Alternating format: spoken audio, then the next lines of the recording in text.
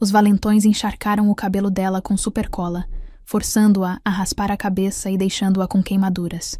No entanto, eles não sabiam o erro que estavam cometendo, pois ela era uma garota incomum. Larissa tinha acabado de começar o 9º ano na Escola Marista de Campinas quando seu mundo desabou. A garota magra e quieta de 15 anos se tornou um alvo fácil para os valentões da escola.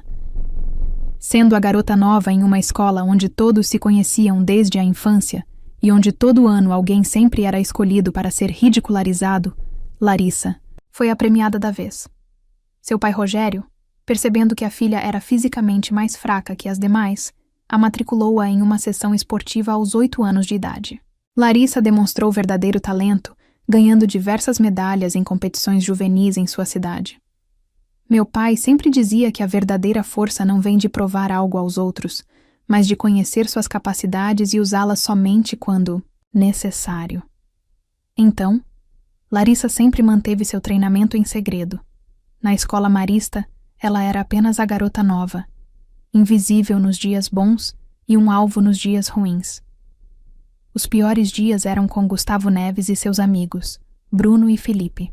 Gustavo era a estrela do time de futebol. Bruno tinha quase a mesma constituição física, mas o rosto era sombrio. Felipe era mais alto, com uma risada desagradável que ecoava por toda a sala. Tudo começou com piadinhas e provocações na sala de aula com comentários sobre sua aparência, e depois empurrões no corredor que faziam os livros de Larissa voarem. Ei, 4 olhos, você ao menos sabe falar direito? Fale mais alto, não conseguimos ouvir você. Eles diziam. Larissa seguiu o conselho dos pais. Não se destaque, não se envolva em confusões, isso vai passar sozinho. Ela se mantinha discreta, almoçava na biblioteca e planejava rotas entre as aulas para evitar os valentões. Um dia, estava comendo seu sanduíche quando uma sombra surgiu sobre sua bandeja. Essa é novidade, comentou alguém. Larissa viu Gustavo acompanhado de Bruno e Felipe. Já estou terminando, disse. Larissa baixinho arrumando suas coisas. Eu posso sair se quiser. Mas olha, eu pensei que ela fosse surda, anunciou Gustavo em voz alta. Risadas ecoaram pelas mesas ao redor. Ou talvez muda, acrescentou Bruno, estendendo a mão para pegar os óculos de Larissa. Larissa segurou o pulso dele, um reflexo do treinamento, mas soltou imediatamente. Não se envolva. Lembrou do que dizia seu pai. Esse movimento chamou a atenção de Gustavo. Seus olhos se estreitaram. Você acha isso legal? Não, disse Larissa levantando-se. Eu só quero almoçar. Quando ela se virou, o pé de Felipe disparou. Para frente, acertando-a. Larissa manteve o equilíbrio, mas a bandeja caiu com estrondo. A sala explodiu em gargalhadas. Oh! Sorriu Felipe. Mas que menina desajeitada. Larissa recolheu a comida espalhada. Seu rosto estava queimando. Os dedos tremiam não de medo, mas do esforço de se conter. Nas semanas seguintes, a situação piorou.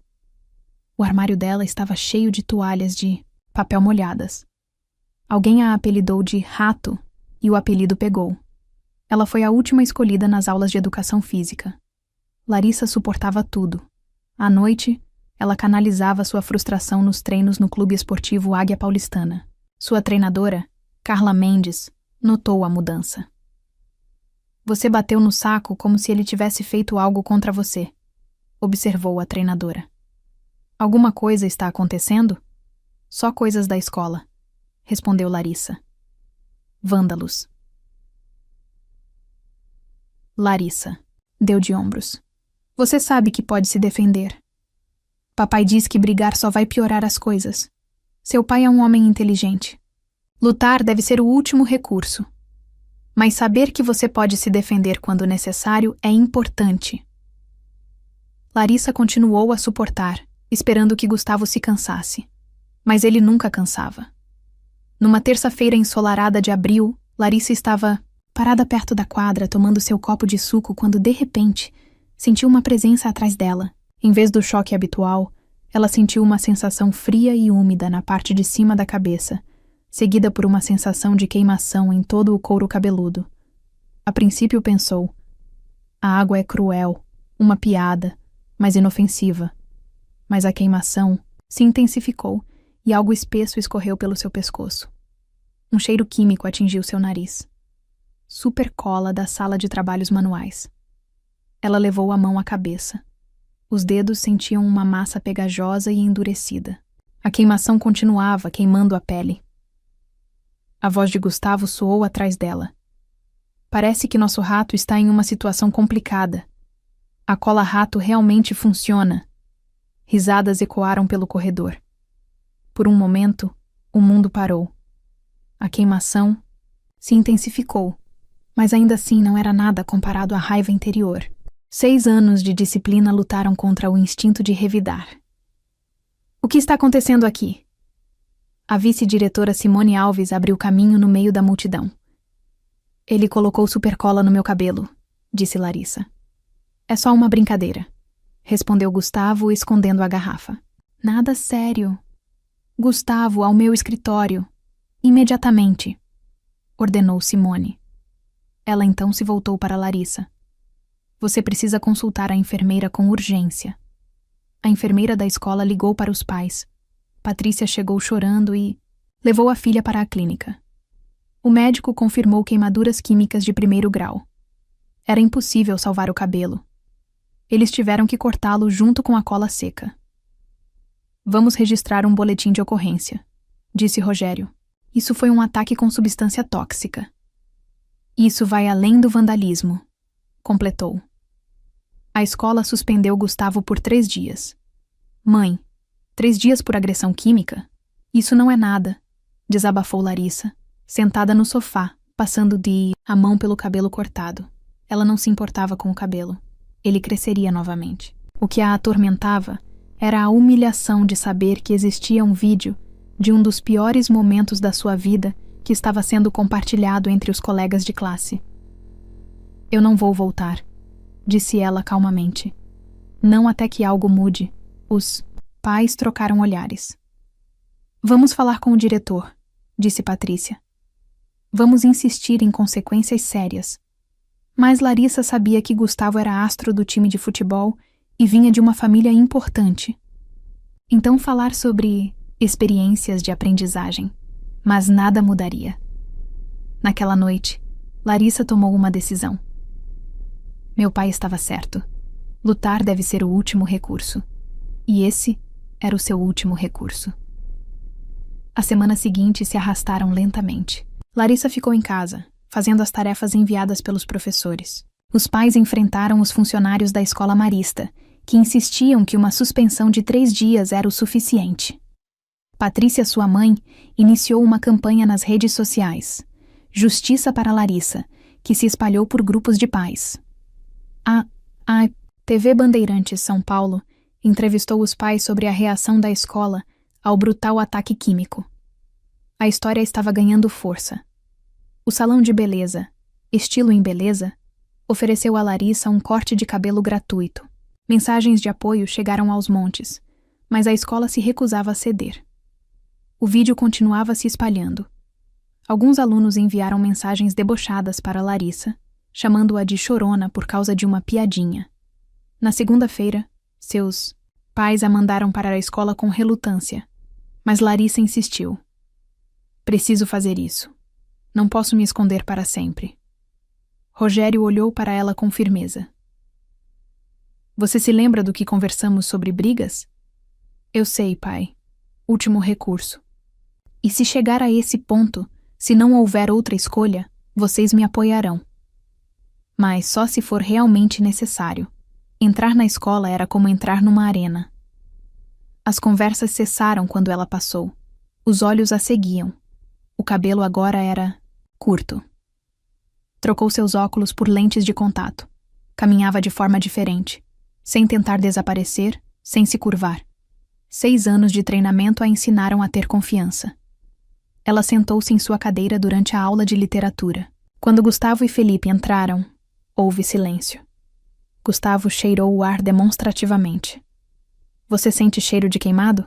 Algumas risadas nervosas. Larissa não reagiu. Na quinta-feira ficou claro que nada havia mudado. Um vídeo do incidente, no YouTube, já havia recebido milhares de visualizações. Na sexta-feira, durante o almoço, Larissa estava no refeitório quando foi cercada não apenas por Gustavo, Bruno e Felipe, mas também por metade do time de futebol. Olha só, quem? Saiu do esconderijo? Disse Gustavo em voz alta. Fiquei surpreso que você mostrou a cara, rato. Larissa olhou diretamente para ele pela primeira vez desde o incidente. Não vou mais me esconder. Palavras fortes de alguém que correu para a mamãe por causa de uma piadinha, debochou ele. Queimaduras químicas não são brincadeira, disse Larissa calmamente. Eu não quero brigar, Gustavo. Eu só quero almoçar. Brigar? Ele riu. Como se você pudesse. Eu não quero brigar, repetiu Larissa. Mas não permitirei mais ser o seu alvo. Gustavo pegou a caixinha de leite de Larissa. Ela a tomou de volta imediatamente. Muito rápido, muito precisa. Havia surpresa nos olhos dele. Sabe de uma coisa, eu acho? A voz de Gustavo ficou mais áspera. Você precisa de um lembrete para se manter no seu lugar. Ele acenou para Bruno, que tirou um tubo de supercola do bolso. O estômago de Larissa se contraiu. Desta vez sem testemunhas, rato, sussurrou Gustavo. Depois da escola, por trás do ginásio na saída, você vai ter que passar por lá. Se não tiver com medo, é claro. Até lá então, disse Larissa calmamente. Só você e eu, sem amigos, sem armas, sem cola. Luta justa. As sobrancelhas de Gustavo se ergueram. Você está falando sério? Quer mesmo me desafiar para uma luta? Você? Sim. A certeza dessa palavra causou uma onda de sussurros entre os estudantes. Gustavo Neves olhou para Larissa com ar interrogativo e então sorriu. Seu funeral? Rato, ao meio-dia a notícia se espalhou por toda a escola marista. Na última aula, até os professores sabiam que algo estava para acontecer. Às 11h55, Larissa caminhou em direção à parte de trás do ginásio. Metade da escola se reuniu por lá. Os celulares estavam prontos. Gustavo ficou, no centro, acompanhado por Bruno Andrade e Felipe Moura. Não pensei que você teria coragem, gritou Gustavo. Última chance de recuar, rato. Larissa tirou o moletom. Sem amigos, ela lembrou com um sorriso. Só você e eu. Gustavo acenou para que Bruno e Felipe se afastassem. Não será necessária nenhuma ajuda, disse ele. Será rápido. Larissa permaneceu relaxada, sem dar qualquer indicação de que estava preparada. Gustavo começou a circular ao redor dela. Vamos ver o que você consegue fazer, provocou, fazendo uma finta. Larissa não se mexeu. Confuso, Gustavo atacou, desferindo um golpe violento contra a cabeça dela. Foi um golpe desajeitado, previsível, de longe. Larissa simplesmente deu um passo para o lado. Gustavo tropeçou e perdeu o equilíbrio. A multidão murmurou surpresa. Fique parada e lute. Ele avançou novamente, desferindo uma série de golpes. Larissa desviou e bloqueou cada um deles. Seus movimentos eram econômicos e precisos. Após 30 segundos, Gustavo já respirava com dificuldade. Pare de dançar e revide, gritou ele, atacando mais uma vez. Dessa vez, Larissa contra-atacou, com um simples golpe, segurando a perna dele e o jogando de bruços no chão. A multidão ficou boquiaberta e, logo em seguida, explodiu em uma mistura de choque e risos. Gustavo pulou de volta com o rosto vermelho de raiva. Sorte, rosnou. Não é sorte, respondeu Larissa calmamente. Podemos parar agora. É só você me deixar em paz. A proposta aplacada irritou Gustavo ainda mais. Com um rugido, ele avançou outra vez. Larissa deu um passo para trás, segurou um dos braços dele e usou o próprio impulso do adversário para lançá-lo por cima do quadril. O grandalhão caiu novamente com um baque. O círculo de espectadores ficou em silêncio. Os celulares continuavam, gravando, mas os rostos expressavam descrença. O que vocês estão esperando? Gritou Gustavo para Bruno e Felipe. Levem ela, as regras haviam mudado. Bruno e Felipe avançaram, transformando o duelo 1 contra 1 em um ataque de 3 contra 1. Mas Larissa não entrou em pânico. Combater vários agressores fazia parte de seu treinamento avançado. Quando Felipe a alcançou primeiro, Larissa o agarrou pela perna, jogando-o ao chão antes de rolar para longe. Bruno a tentou derrubar, mas ela respondeu com um chute certeiro. Gustavo se levantou novamente, circulando o espaço em busca de uma brecha. Larissa permaneceu em movimento, mantendo consciência dos três ao seu redor. Ela é uma espécie de ninja, comentou alguém na multidão em voz alta. Esse comentário pareceu irritar ainda mais Gustavo. Com um novo rugido de raiva, ele conseguiu agarrar Larissa, tentando usar o peso do corpo para dominá-la. Mas era uma ação errada contra uma lutadora experiente.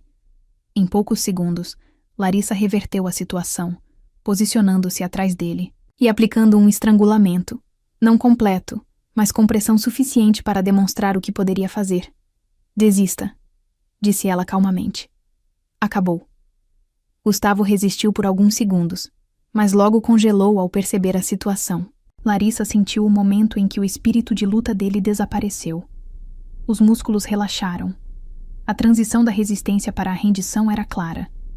Ela soltou a mão e deu um passo para trás, deixando espaço para ele se levantar. O jogador de futebol se ergueu lentamente. Seu rosto era uma máscara de desconfiança e humilhação. "Quem diabos é você?" perguntou ele quase num sussurro. "Sou a garota que você vem perseguindo há 3 meses", respondeu Larissa com calma. "A garota que você mandou para o hospital com queimaduras químicas. A garota que pediu várias vezes para você deixá-la em paz." O círculo de estudantes ficou mudo. Muitos largaram os celulares. Gustavo olhou ao redor, encarando o mar de rostos e os aparelhos que registravam cada momento de sua derrota. Algo dentro dele pareceu ruir. Sem dizer uma palavra, ele abriu caminho pela multidão, deixando para trás sua jaqueta e o que restava da sua reputação. Bruno e Felipe trocaram olhares incertos e, em seguida, o seguiram.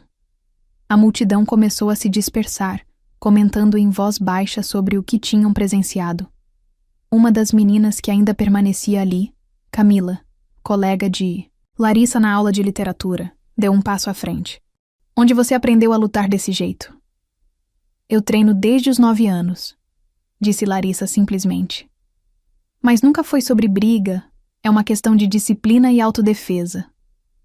"Por que você não fez isso quando começaram a te intimidar?" "Porque deve ser sempre o último recurso, não o primeiro. Tentei todo o resto primeiro."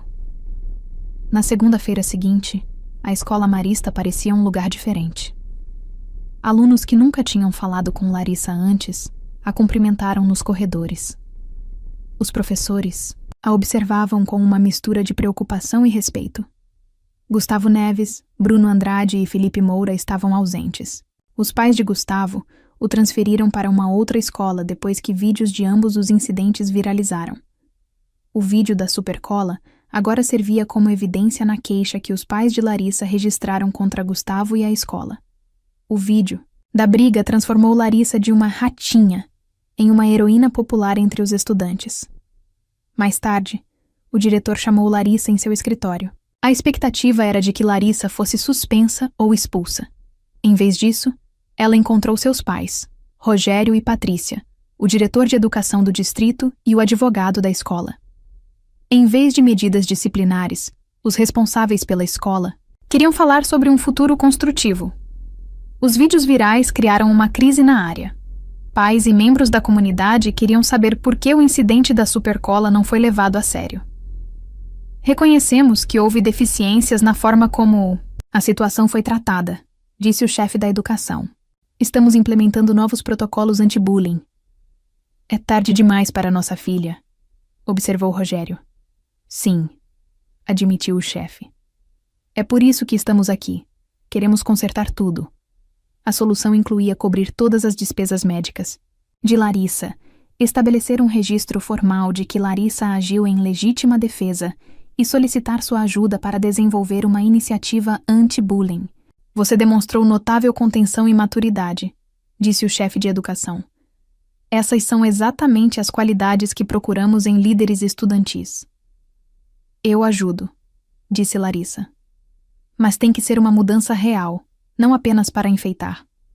Nas semanas seguintes, a escola passou por uma verdadeira transformação. A iniciativa anti-bullying incluiu mudanças reais nas políticas, treinamento de professores e um sistema de apoio entre pares. Larissa se viu no centro disso e até fundou um clube de autodefesa. Um dia depois, Felipe Moura, que havia retornado à escola na semana anterior, abordou-a. Olá, disse Felipe sem jeito. Olá, respondeu Larissa cautelosamente, mas sem hostilidade. Queria me desculpar por tudo, mas principalmente pelo episódio da supercola. Eu deveria ter parado, Gustavo. Por que você está me contando isso agora? Perguntou Larissa. Porque pensei muito sobre isso. Sobre o porquê de eu ter concordado com tudo o que Gustavo fazia, e não gostei das respostas. Ele encontrou os olhos de Larissa. Eu fui um covarde.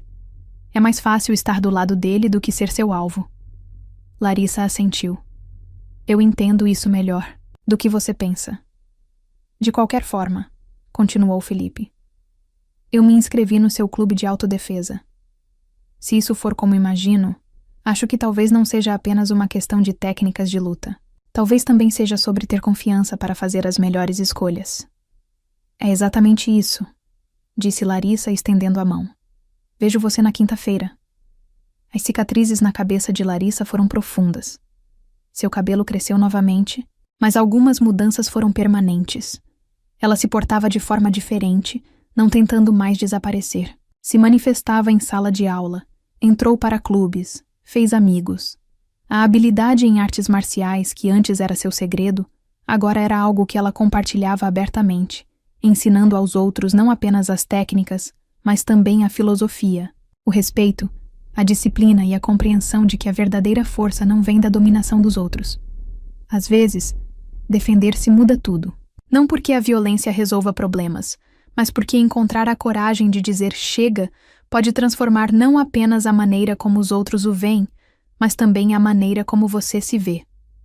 Agora me diz, você acredita que a melhor resposta para o bullying é o silêncio ou a defesa correta? E o que você faria se estivesse no lugar da Marina? Escreve aqui nos comentários, eu quero muito saber. Se você gostou do vídeo, clica em curtir e se inscreve no canal também, assim você não perde nenhuma história emocionante. E não esquece, deixa também um comentário com uma classificação de 1 a 10 para mostrar o quanto você gostou. Assista também ao vídeo que agora está aparecendo na sua tela. Até breve.